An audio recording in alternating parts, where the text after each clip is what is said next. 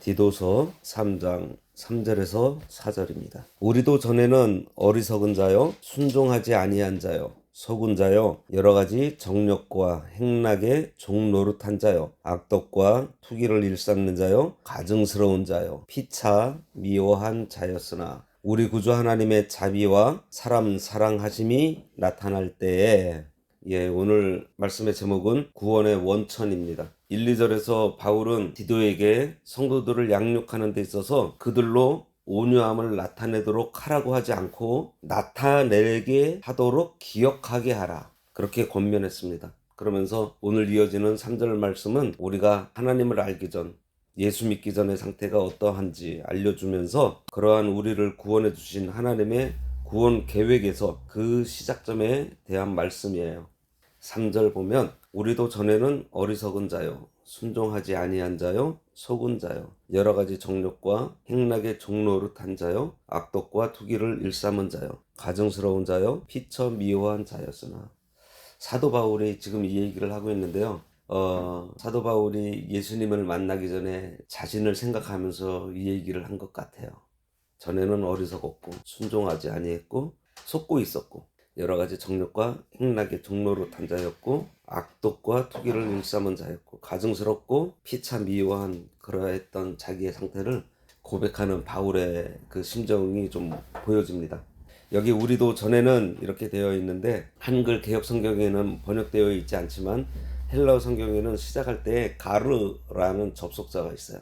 이 가르는 왜냐하면 이런 뜻입니다. 그래서 앞에 있는 1, 2절에서 밝히고 있는 덕행을 성도가 기억해야 하는 이유를 나타내는 것입니다. 여기서 바울은 우리도 라는 말로써 편지를 받고 있는 디도, 그리고 그레데 교인, 또 전에는 교회를 핍박했었던 사도 바울 자신까지 포함시킴으로써 서로의 공감대를 형성하고 있습니다. 다시 말해서 본문에서 바울은 오늘날 이 성경을 읽고 있는 우리 성도들도 하나님의 은혜로 구원받기 전에는 불신자들과 동일하게 악한 자들이었다는 사실을 기억하게 함으로써 궁극적으로 성도들이 불신자들에 대해 그 영혼을 불쌍히 여기는 마음으로 선대할 것을 교훈하고 있습니다.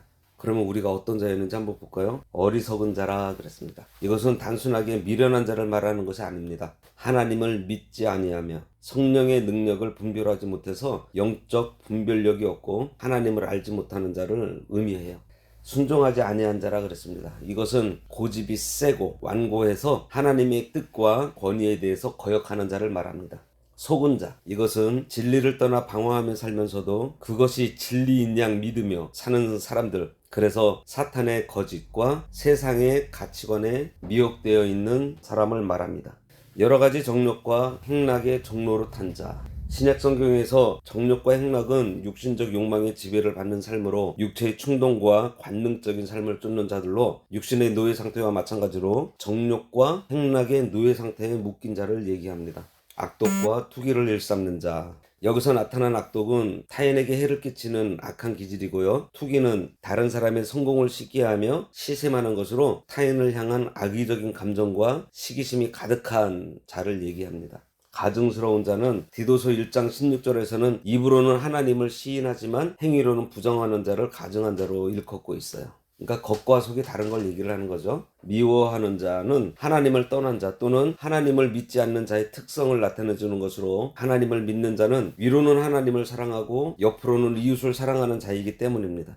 그래서 이 미워하는 자는 하나님을 사랑하지 않는 자, 이웃을 사랑하지 않는 자라고 할 수 있겠습니다. 예수 믿기 전에 우리의 모습을 얘기를 하는 거예요. 이게 우리의 상태였다는 거죠. 그런데 4절에 우리 구주 하나님의 자비와 사람 사랑하심이 나타날 때에 그랬습니다. 3절에서 우리가 옛날에는 어떤 사람이었는가 7가지가 나왔는데요. 우리의 옛날 상태, 예수 믿기 전 상태가 어리석고 죄의 종로를 타던 상태였는데 하나님께서 어떻게 하셨어요? 3장에서는 3가지가 나와요. 첫 번째, 오늘 본문 4절에 나오는 구원의 출처라고 할까요? 구원의 원천에 대해서 얘기를 하고, 그리고 5절에서는 구원의 원천이 어떤 근거에서 나온 것인지 구원의 근거라고 할 수 있고, 세 번째는 6절과 7절에 구원의 목표라고 할 수 있습니다. 그래서 앞으로 오늘 구원의 원천으로 시작해서 구원의 근거, 그리고 구원의 목표에 대해서 살펴보려고 합니다. 그래서 앞으로 몇 주간 상고하게 될 이 본문은 구원론이에요. 구원론. 먼저 오늘은 구원의 원천에 대해서 보도록 하겠습니다.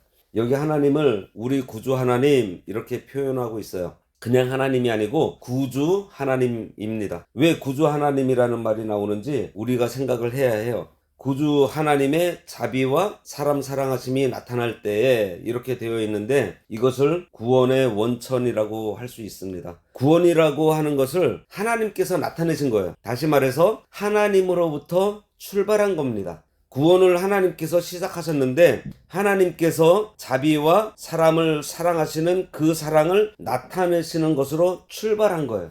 여기 나타낼 때에 이렇게 되어 있는데요, 이전 성경의 표현이 오히려 좋은 것 같아요. 뭐라고 되어 있는가 하면 나타내실 때에 이렇게 되어 있습니다. 좀 명확하죠? 이 표현이 하나님의 적극적인 의지가 담겨 있어요. 하나님의 의지적인 출발을 좀 더 선명하게 표현되어 있지 않나 생각합니다. 우리가 앞에서 보았듯이 인간의 상태는 한마디로 절대적 절망의 상태였습니다. 우리가 앞에 3절에서 본 7가지 영적인 지각이 죽었고 의지가 부패했는데, 이것이 더 깊이 나타날 때에 정욕과 행락의 종로를 타는, 그러니까 중독되어 사로잡혀서 관계 속에서 악독과 투기를 일삼는 것으로 나타나는 완전히 부패한 인생의 모습이 어떻게 서로 죽고 죽이는 관계로 나타나는 것이 예수님을 알기 전 이 세상의 모습이에요.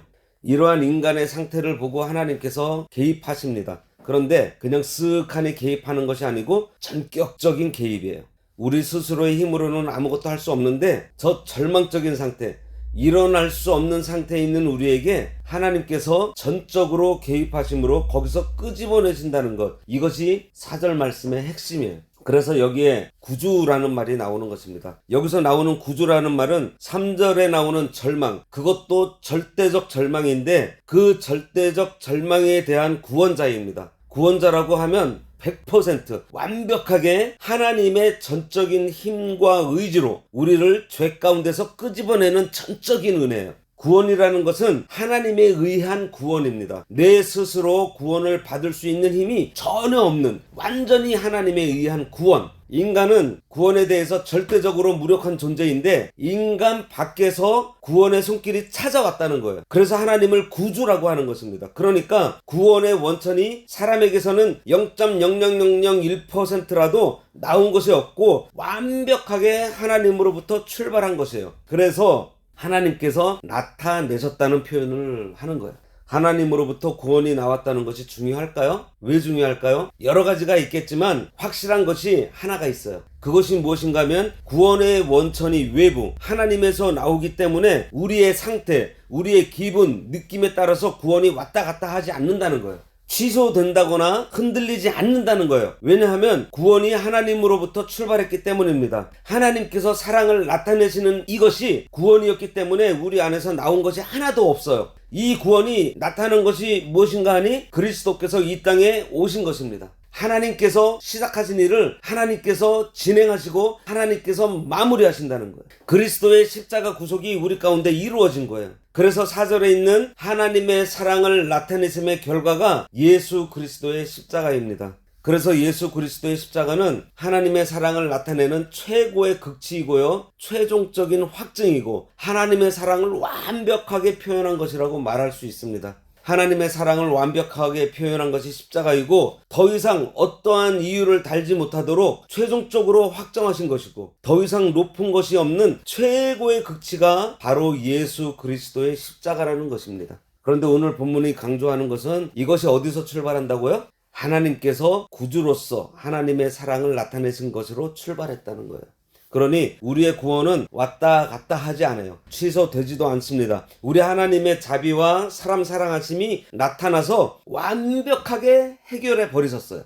이 4절 말씀이 5절 구원의 근거라 그랬죠. 하나님의 사랑이 나타난 결과, 그리고 6절과 7절 구원의 목표로 이어지는데요, 이어지는 말씀의 전체적 맥락은 하나님으로부터 출발했기 때문에 하나님께서 완벽하게 다 이루셨다는 것입니다. 그리고 하나님께서 완벽하게 다 이루셨기 때문에 우리의 구원이 마지막까지 완성되는 데 있어서 우리가 염려하거나 불안해하거나 두려워할 것이 전혀 없다. 이렇게 오늘 말씀이 정리가 됩니다. 구원의 출발. 네, 오늘 본문 4절입니다. 하나님께서 시작하신 구원, 이 구원의 원천이 하나님께 있다는 것. 그러니까 시작부터 끝까지 하나님께서 다 이루어 놓으신 거예요. 그러니 우리의 구원은 확실하다. 이게 오늘 말씀입니다.